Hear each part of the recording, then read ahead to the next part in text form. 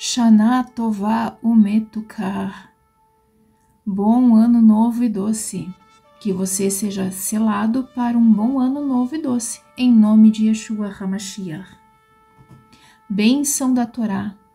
Bendito sejas tu, eterno nosso Deus, Rei do Universo, que nos santificaste com os teus mandamentos e nos ordenastes lidar com as palavras da Torá. Bendito és tu, que nos outorga a Torá. Leitura especial, Rosh Hashanah. Gênesis, capítulo 21. E o Eterno visitou a Sara, como dissera, e fez o Eterno a Sara como falou. E Sara concebeu e deu à luz um filho para Abraão em sua velhice, no prazo determinado que o anjo de Deus falara com ele. E Abraão chamou ao nome de seu filho, que lhe nasceu, que Sara deu à luz, Yitzhak. E circuncidou Abraão a Yitzhak, seu filho, aos 8 dias de idade, conforme Deus lhe ordenara. E Abraão tinha 100 anos de idade ao lhe ser nascido Isaque, seu filho. E Sara disse: Deus preparou-me alegria, e todo aquele que ouvir se alegrará comigo. E disse: Quem poderia dizer a Abraão que Sara havia de amamentar filhos?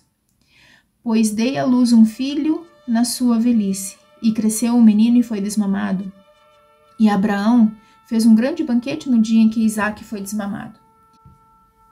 E Sara viu o filho que Agar, a egípcia, dera à luz para Abraão, rindo-se. E disse a Abraão: Expulsa esta serva e seu filho, porque não herdará o filho desta serva com meu filho, com Isaque. E isto desagradou muito aos olhos de Abraão, por causa de seu filho. E Deus disse a Abraão: Não desagrade a teus olhos por causa do moço e de tua serva. Tudo o que te disser Sara, escuta em sua voz, pois de Isaque será chamada tua descendência. E também do filho da serva farei uma nação, porquanto ele é da tua descendência. E Abraão madrugou pela manhã e tomou pão e um odre de água e deu a Agar. E pôs sobre seu ombro e ao menino e enviou-a. E andou e se perdeu no deserto de Beer-shevá. E terminou a água do odre. E ela jogou o menino debaixo de uma das árvores. E andou e ficou em frente, longe, à distância de 2 tiros de arco, porque disse: Não verei a morte do menino. E ficou em frente e levantou a sua voz e chorou. E Deus escutou a voz do menino. E um anjo de Deus chamou a Agar dos céus e disse-lhe: Que tens, Agar? Não temas, pois Deus escutou a voz do menino de onde ele está. Ergue-te, levanta o menino e sustenta tua mão nele, pois farei dele uma grande nação.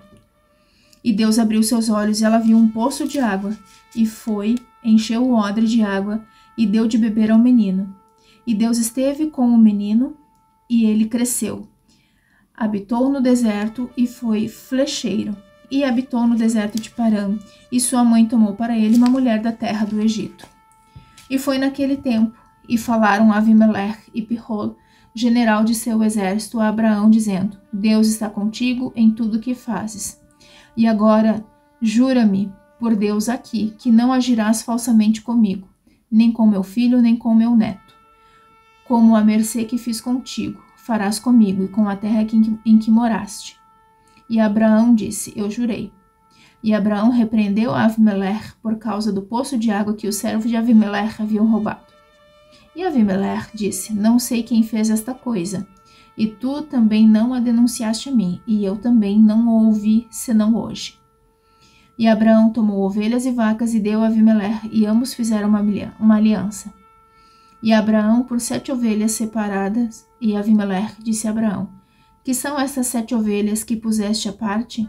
E disse: Estas 7 ovelhas tomarás de minha mão, para que sejas para mim testemunho de que eu cavei este poço. Por isso chamou este lugar Beer-shevá, pois ali ambos juraram.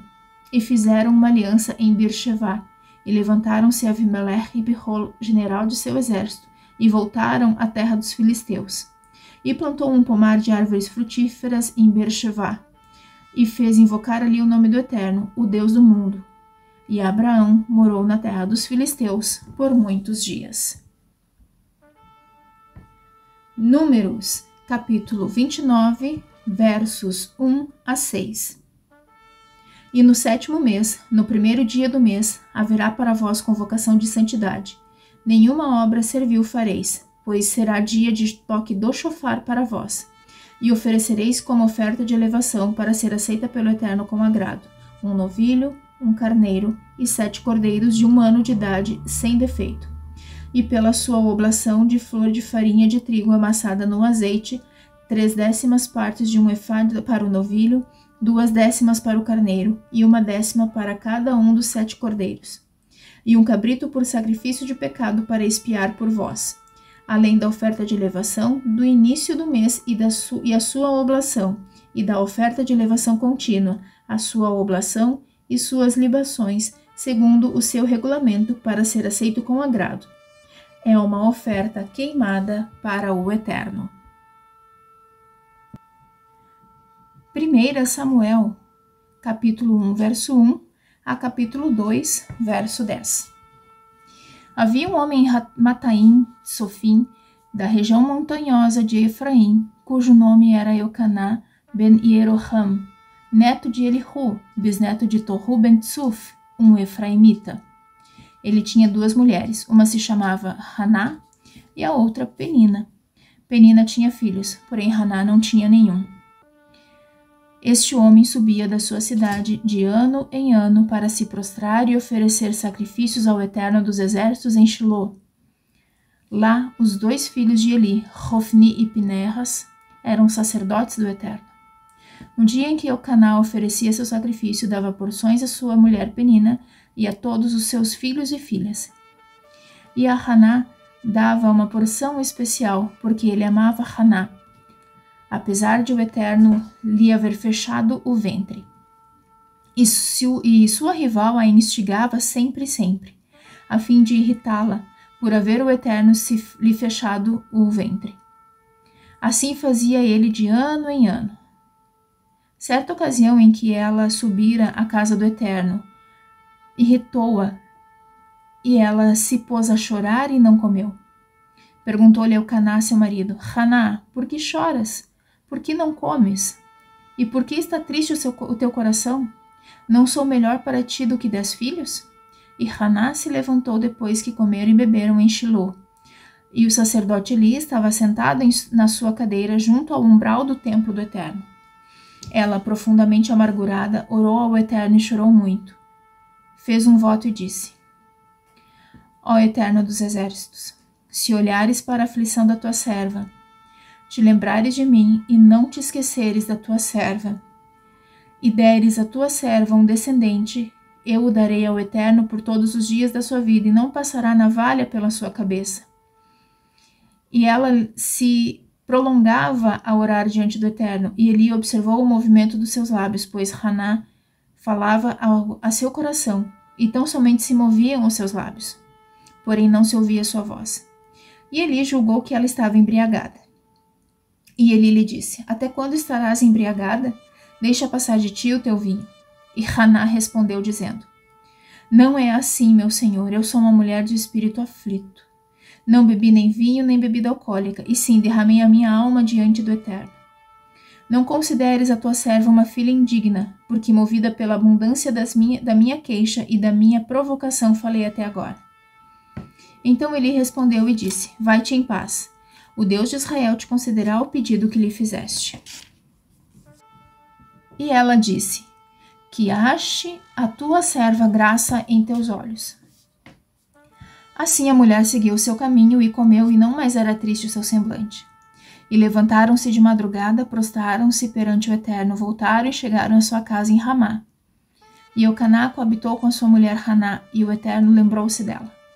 E concebeu Haná, e no devido tempo deu à luz um filho e chamou-o de Shemuel, dizendo: Porque ao Eterno o pedi.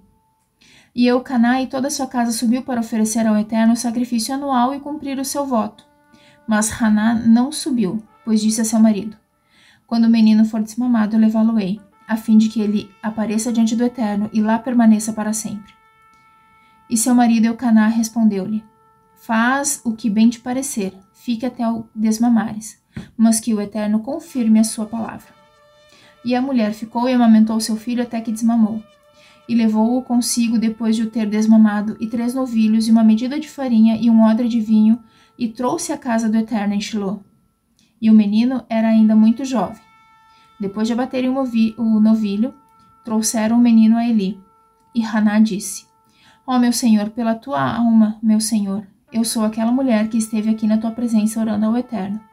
Por este menino eu orava, e o Eterno me concedeu o pedido que lhe fiz. Portanto, eu de minha parte o entreguei ao Eterno. Por todos os dias que ele viver, está entregue ao Eterno. Então se prostraram ao Eterno. Então Haná orou e disse: O meu coração exulta pelo Eterno. O meu poder está exaltado no Eterno. A minha boca se dilatou sobre os meus inimigos, porquanto me alegro na tua salvação. Não há santo como o Eterno, porque não há outro fora de ti, e rocha nenhuma há como o nosso Deus. Não multipliqueis palavras de altíssima altivez, nem saiam coisas árduas de vossa boca, porque o Eterno é o Deus do conhecimento, e por ele são pesadas as ações. O arco dos fortes foi quebrado, e os que tropeçam foram revigorados. Os fartos se venderam por pão e cessaram os famintos. Até a estéril teve 7 filhos, e a que tinha muitos filhos ficou infeliz. O Eterno é que tira a vida e a dá, faz descer a sepultura e faz tornar a subir dela.